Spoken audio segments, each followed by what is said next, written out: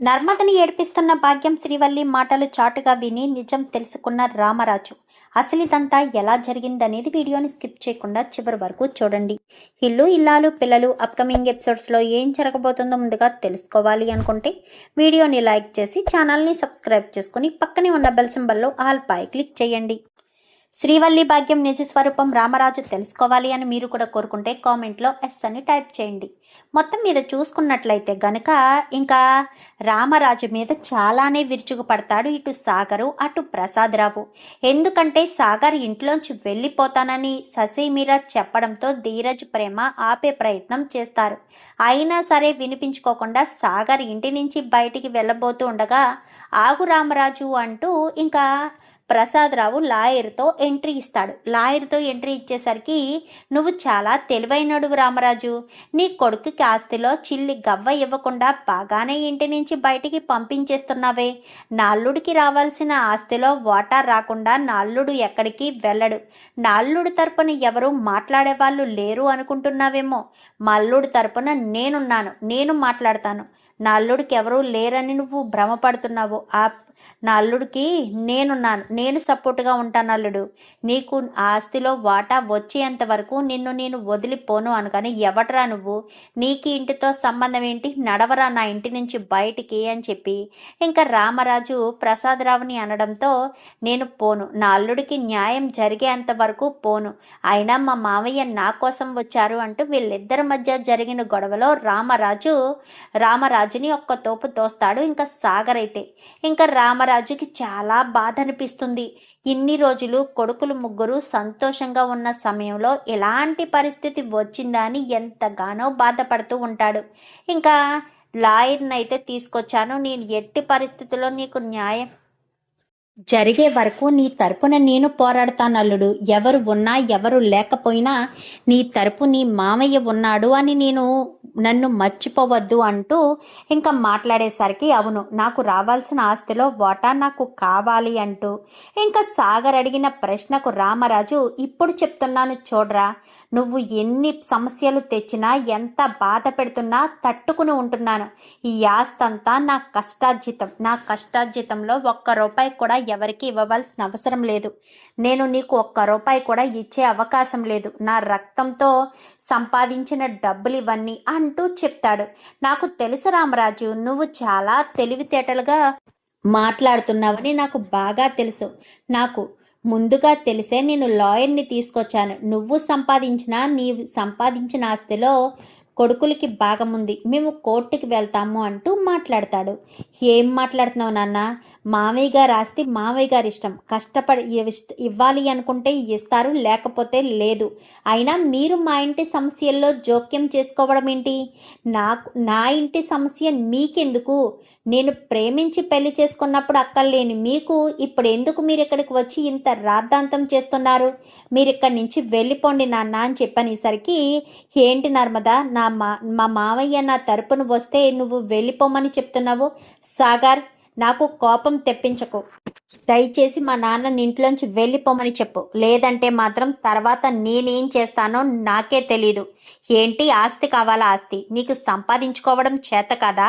సంపాదించుకోలేక మీ నాన్నగారు రాత్రి అనగా పగలనక కష్టపడి చెమటోచి మరీ సంపాదించిన ఆస్తిలో వాటా కావాలా? నీకు ఓపికంటే సంపాదించుకో సాగర్, లేదంటే నోరు మూసుకుని ఉండు. అంతేగాని ఇలాంటి పిచ్చి పిచ్చి వేషాలు వేయొద్దు సాగర్ అనగాని ఏంటి నర్మదా, నేను నీ భర్తని అనగాని భర్త? తండ్రి ఆస్తి మీద ఆధారపడేవాడిని మొగోడు అంటారా? నువ్వు సంపాదించలేవా? నువ్వు సంపాదించుకొని బ్రతకలేవా? ఇప్పుడు చెప్తున్నాను, నువ్వు మీ మామయ్య గారిని తీసుకొచ్చి మామయ్య గారిని తక్కువ చేసి మాట్లాడితే నేను మా మామయ్య గారి తరపున నిలబడాల్సిన పరిస్థితి వస్తుంది. అది గుర్తుపెట్టుకో. అమ్మా నర్మదా, ఒక్క నిమిషం అని చెప్పి చూడు సాగర్, నేను నీకు ₹1 కూడా ఇవ్వదలుచుకోలేదు. నీకు దిక్కున్న చోట చెప్పుకో అనగానే అల్లుడు మనం కోర్టులో తేల్చుకుందాం అనగానే ఏం తేల్చుకుంటారు నాన్న? మీకు అసలు బుద్ధి జ్ఞానం లేదా? మా కుటుంబాన్ని 2 ముక్కలు చెయ్యడం కోసమేనా మీరు ఇదంతా చేస్తున్నారు? చూడండి నాన్న, మా కుటుంబం నుంచి మమ్మల్ని దూరం చెయ్యాలని చూస్తున్నారని చెప్పి మీ మీద కోర్టులో కేసు వేయాల్సిన పరిస్థితి వస్తుంది, అది గుర్తుపెట్టుకోండి అంటూ ఇంకా నర్మద వార్నింగ్ ఇచ్చేసరికి, ఏంటి సాగర్ ఏంటిదంతా, నాన్న దయచేసి ఇంట్లోంచి వెళ్తారా, లేక తండ్రి అని కూడా చూడకుండా మెడపట్టి బయటకు గెంటమంటారా, అది చేయడానికి కూడా నేను వెనకాడను. ఎందుకంటే కొడుకుల మీద ప్రేమ, కుటుంబం పట్ల విలువ అన్నీ తెలిసిన మా మామయ్య గారే గొప్పవారు.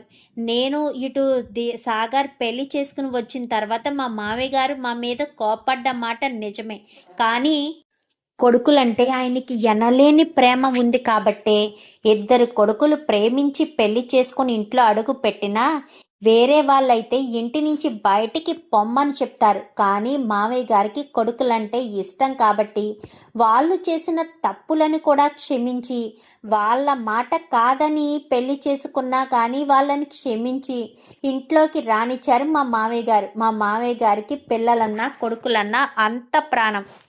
అది గుర్తుపెట్టుకొని కొంచెం ఆలోచించి మాట్లాడితే బాగుంటుంది సాగర్. ప్లీజ్ నాన్న, దయచేసి వెళ్ళిపోండి. మీరు నా ఇంటి నుంచి అడుగు బయట పెడితే నేను చాలా ప్రశాంతంగా ఉంటాను. దయచేసి నా ఇబ్బందిని, నా ప్రాబ్లంని మీరు అర్థం చేసుకుని ఇక్కడి నుంచి వెళ్ళిపోండి నాన్న అంటూ చేతులు జోడించేసరికి, నీ తరపున నేనున్నాను అల్లుడు అనుకుంటూ లాయర్ని తీసుకుని అక్కడి నుంచి వెళ్ళిపోతాడు. వెళ్ళిపోయేసరికి ఇంకా నర్మద అలా కింద కూర్చొని ఏడుస్తూ ఉంటుంది. రా నర్మద అని చెప్పాను కానీ ఏం చేస్తున్నావు, నీకు తెలుస్తుందా సాగర్? ఆస్తి ఆస్తి అంటూ ఓ తెగ తలడిల్లిపోతున్నావేంటి? ఇప్పుడు డబ్బు లేకపోతే నష్టమా ఏంటి? నువ్వు గవర్నమెంట్ జాబే కదా చేస్తున్నావు. నువ్వు కూడగట్టుకోలేవా ఆస్తిని? నువ్వు కష్టపడి సంపాదించుకోలేవా? మామయ్య గారికి ఏ జాబు లేకపోయినా రైస్ మిల్లు చూసుకుంటూ అలాగే అంచెలంచెలుగా ఎదుగుతూ వచ్చారు. మరి నీకు జాబ్ ఉంది కదా, నెలకి 1,00,000 రూపాయల జీతం జాబ్ ఉంది కదా, మరి ఆ జాబ్లోంచి వచ్చే అమౌంట్ను కాస్త అడ్జస్ట్ చేసుకుని మిగిలిన అమౌంట్ జాగ్రత్తగా బ్యాంక్ బ్యాలెన్స్ దాచిపెట్టుకో. అప్పుడు నీకు ఆస్తులు అంతస్తులు ఉంటాయి. అయినా మనం తల్లిదండ్రులకి ఏమి ఇవ్వాలి అని ఆలోచించుకోవాలి తప్ప తల్లిదండ్రులు కష్టపడిన డబ్బులో మనం ఓటాలు అడగకూడదు. మనకు ఓపిక ఉన్నంత వరకు మనం కష్టపడి సంపాదించుకుంటేనే తృప్తి ఉంటుంది అని చెప్పి ఇంకా రామరాజు ముందే నర్మద మాట చెప్తుంది. చెప్పేసేసరికి చాలా కోపంగా లోపలికి వెళ్ళిపోతాడు. నర్మద బాధపడుతూ ఉంటుంది బయట కూర్చుని. ఇంకప్పుడే ప్రేమ ఇటు వేదవతి ఇద్దరు కూడా వెళ్ళి నర్మద పక్కన కూర్చొని నర్మదని ఓదారుస్తూ ఉంటారు. బాధపడకక్క, బావ ఆలోచిస్తాడు. బావ నిన్ను ఎక్కడికి తీసుకుని వెళ్ళడు, సరేనా? నువ్వు టెన్షన్ పడకు, మనమంతా కలిసే ఉంటాము అని చెప్పి ఇంకా మాట్లాడడంతో కలిసే ఉంటాము అని అంటున్నారు. కానీ మీ బావ చూసావా ఎలా మాట్లాడుతున్నారు? ఇదంతా మా నాన్న వల్లే. మా నాన్నకు అసలు బుద్ధి లేదు. ఇలా ఎందుకు ప్రవర్తిస్తున్నాడో, ఈ కుటుంబం నుంచి మమ్మల్ని దూరం చేయడం వల్ల ఆయనకు వచ్చే లాభం ఏంటో నాకు అర్థం కావట్లేదు. మామయ్య గారి మీద కోపంతో ఇదంతా మా నాన్న చేస్తున్నట్టున్నాడు అని చెప్పి నర్మద కాస్త బాధపడుతూ ఉంటుంది. బాధపడకమ్మా నర్మద, ఏం కాదు, అంతా చూసుకుందాము, ఎక్కడికి ఎటు వెళ్ళరు. మామయ్య గారిని వదిలి వెళ్ళడం ఏంటి అత్తయ్య? మామయ్య గారు తండ్రిలా అంత ప్రేమను చూపిస్తుంటే మామయ్య గారిని వదిలి వెళ్ళాలని ఎందుకు అనుకుంటున్నాడు? సాగర్ మనసును విరిచేసింది మా నాన్నే. కావాలని మా నాన్న సాగర్ మనసులో విషపు చుక్క నాటినట్టున్నాడు. అందుకే సాగర్ అలా ప్రవర్తిస్తున్నాడు. క్షమించండి మా అత్తయ్య అని చెప్పనేసరికి, వాడు చేసిన తప్పకి నువ్వెందుకు క్షమాపణ అడుగుతావు? నువ్వేమీ క్షమాపణ అడగవలసిన అవసరం లేదు, సరేనా? నువ్వు దీని గురించి ఆలోచించుకు అని చెప్పనగానే సరే. ఈలోపు ధీరజు పిలుస్తూ ఉంటాడు ప్రేమని. పిలిచేసరికి ఇంకా వీళ్ళిద్దరూ వెళ్ళిపోతారు. రామరాజు ఇటు నర్మద ఎక్కడుందా బాధపడుతూ ఉన్నట్టుంది అని వెతుక్కుంటూ వచ్చేసరికి ఈలోపు వల్లి ఇటు భాగ్యం ఇద్దరు కూడా వచ్చి చెరో పక్క కూర్చుంటారు. ఏంటి నర్మద, అవసరం లేని వాటిల్లో తల దూరిస్తే ఇలానే ఉంటుంది, అర్థమవుతుందా? నీకు అనవసరమైన వాటిల్లో తలదూర్చడం బాగా అలవాటు కదా. అలా ప్రతి విషయంలో నువ్వు కలగ చేసుకున్నావనుకో ఇలాంటి సమస్యలే ఎదురొస్తూ ఉంటాయి. అప్పుడు నువ్వు ఏం చేయగలవు? ఆఫ్టర్ ఆల్ ఆడదానివి, ఏమీ చేయలేవు, అర్థమవుతుందా? మనం కంట్రోల్లో నోరుని అదుపులో పెట్టుకుంటే అన్నీ కంట్రోల్లోకి వస్తాయి అంటూ మాట్లాడేసరికి ఏం మాట్లాడుతున్నావు వల్లి, ఏం మాట్లాడుతున్నావు భాగ్యం అని చెప్పాను. కానీ ఏంటే పేరు పెట్టి పిలుస్తున్నావు? నువ్వు చేసిన దుర్మార్గపు పనులకి నిన్ను పేరు పెట్టి పిలవకుండా ఇంకేమని పిలవాలి? మీరు చేసిన కుట్రలు కుతంత్రాలు నేను బయట పెట్టేస్తాను అన్న ఉద్దేశంతోనే కదా నన్ను ఇంటి నుంచి బయటికి పంపించాలనుకున్నారు అనగానే, అమ్మోయ్ నర్మదకి అన్ని విషయాలు తెలిసిపోయాయి. ఇదంతా ప్లాన్ చేసి నర్మద వాళ్ళ నాన్నను రెచ్చగొట్టింది నువ్వేనన్న విషయం కూడా తెలిసిపోయినట్టుంది. తెలిస్తే ఇప్పుడేముందమ్మడు, తెలిస్తే మాత్రం ఏం చేస్తుంది? తన దగ్గర ఏమన్నా సాక్ష్యాలు ఉన్నాయా, ఆధారాలు ఉన్నాయా? ఏమీ లేవు. ఎందుకంటే ఆయన్ని కలవడానికి వెళ్ళిన సమయంలో అన్నీ చూసుకునే నేను వెళ్ళాను, అంతా గమనించుకుని వెళ్ళాను. కానీ వెళ్ళిన పని కాలేదు. ఆయన ఏటో మాట్లాడుతున్నారు అని చెప్పి మాట్లాడడంతో మరి ఇప్పుడు ఏం చేయాలి, ఏ రకంగా ఈ గండం నుంచి గట్టెక్కాలి చెప్పమ్మా అని చెప్పి ఇంకా మాట్లాడుతూ ఉండడంతో, ఏంటి ఇంకేం ప్లాన్లు చేస్తున్నారు?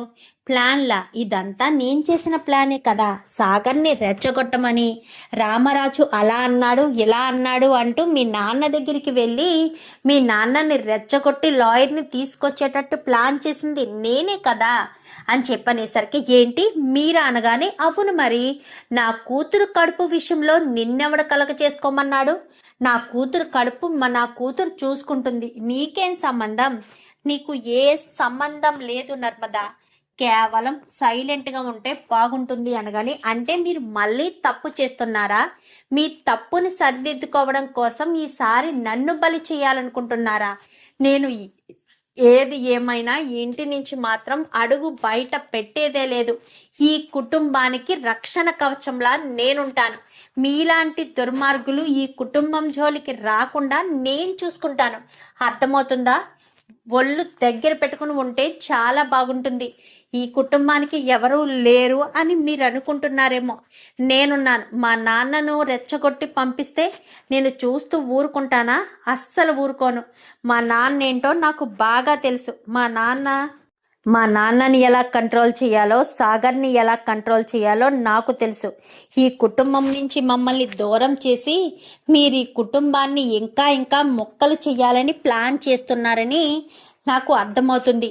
చందుబాబు మీద మీరు చేసిన అటాక్ గురించి నాకు తెలిసినా నోరు మూసుకుని ఎందుకు ఊరుకున్నానో తెలుసా?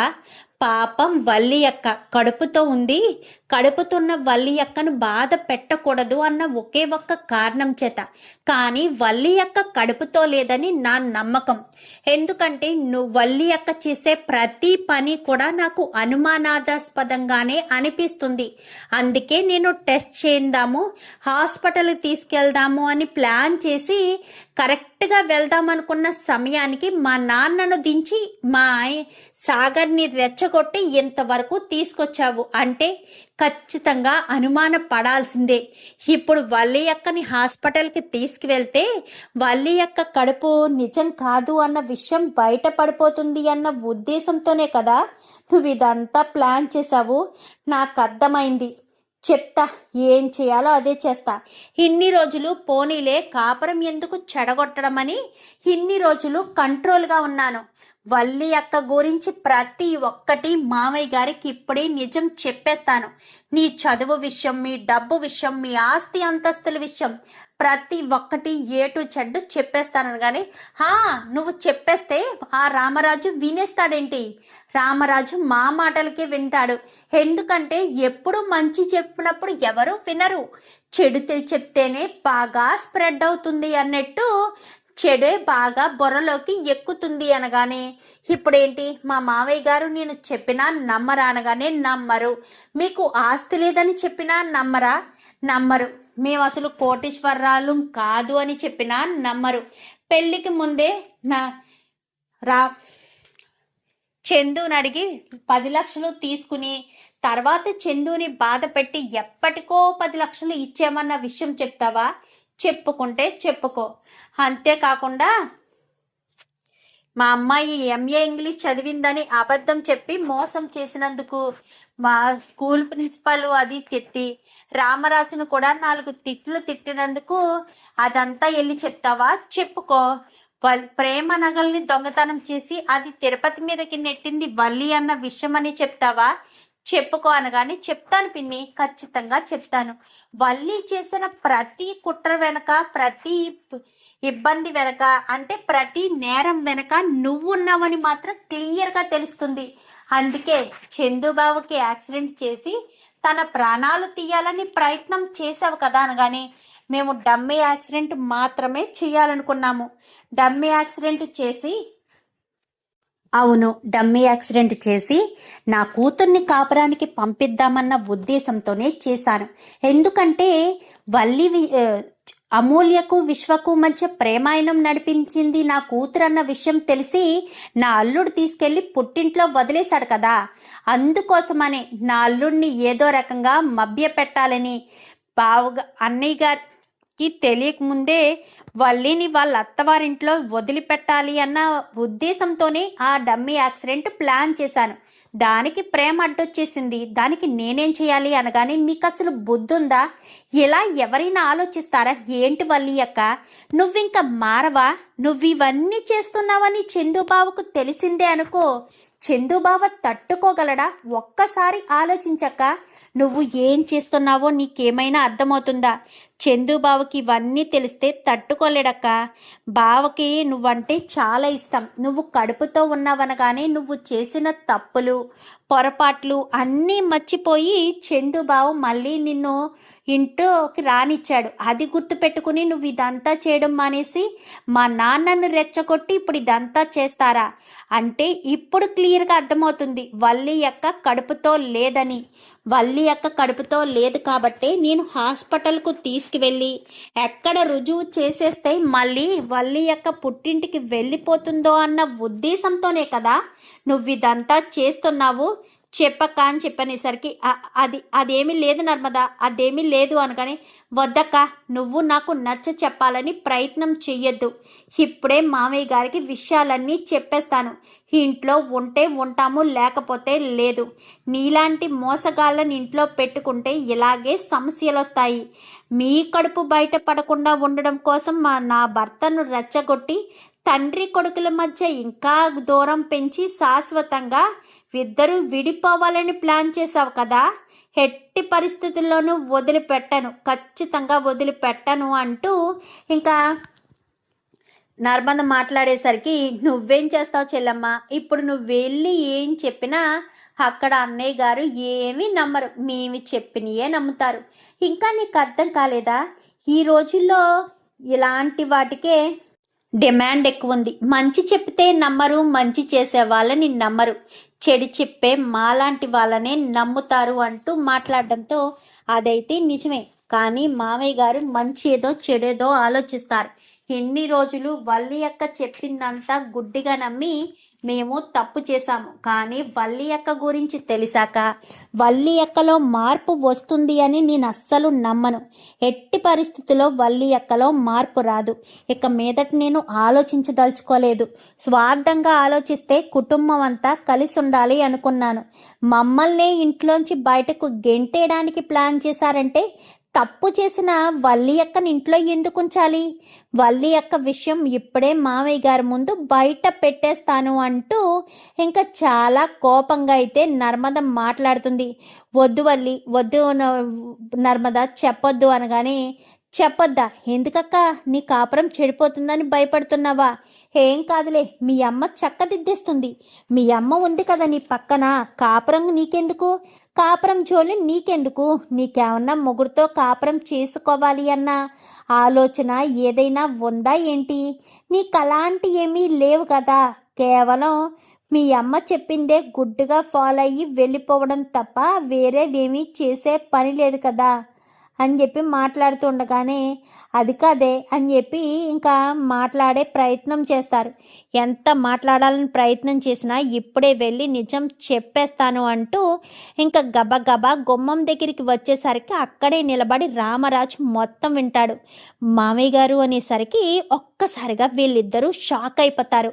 షాక్ అయిపోవడంతో, అమ్మ నర్మదా అని చెప్పాను కానీ మామయ్య గారు అనేసరికి, మొత్తం విన్నానమ్మా, మొత్తం విన్నాను. వీళ్ళిద్దరూ నిన్ను ఎంతలా ఏడిపిస్తున్నారో అంతా చూశాను, అంతా విన్నాను. వాళ్ళ నోటితోనే కొన్ని నిజాలు చెప్పారు కదా.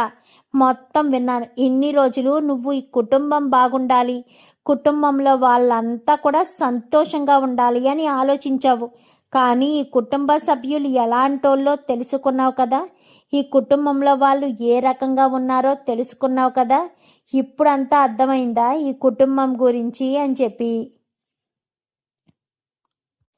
రామరాజు మాట్లాడుతుండగా, అది అన్నయ్య గారు అనగానే, ఆడదానివైపోయావమ్మా, లేదంటే నీ మీద చేసుకోవడానికి నేను ఇంతసేపు ఓపిక పట్టే పని లేదు. ఎక్కడున్నారు అని చెప్పాను. కానీ ఈలోపు చందుకి ఫోన్ చేస్తుంది ప్రేమ. అయితే ఫోన్ చేసేసరికి ప్రేమన వాళ్ళని తీసుకుని ఇంకా ఇక్కడికి వచ్చేస్తారు. ఇంకా గుమ్మం దగ్గరికి వచ్చేసేసరికి అందరూ హాల్లో ఉంటారు. హాల్లో ఉండడంతో చందు అని చెప్పాను కానీ, నాన్న అని చెప్పాను కానీ, మొత్తం తెలుసుకున్నాను రా. ఇన్ని రోజులు నాకేదైతే తెలియకూడదని తాపత్రయపడ్డావో ఆ విషయాలన్నీ నాకు తెలిసిపోయాయిరా. ఇంకా నేను ఏమీ ఆలోచించను, వెనక ముందు ఆలోచించను రా. ఎందుకంటే వల్లి ఏం తప్పులు చేసిందో నాకు క్లియర్గా తెలిసిపోయింది. తెలిసిపోయిన తర్వాత నేను ఎందుకు సైలెంట్గా ఊరుకుంటాను? అస్సలు ఊరుకోను. అందుకోసమనే ఇప్పుడు చెప్తున్నాను అని చెప్పనేసరికి, ఇప్పుడు ఏం చేద్దాం అనుకుంటున్నారు?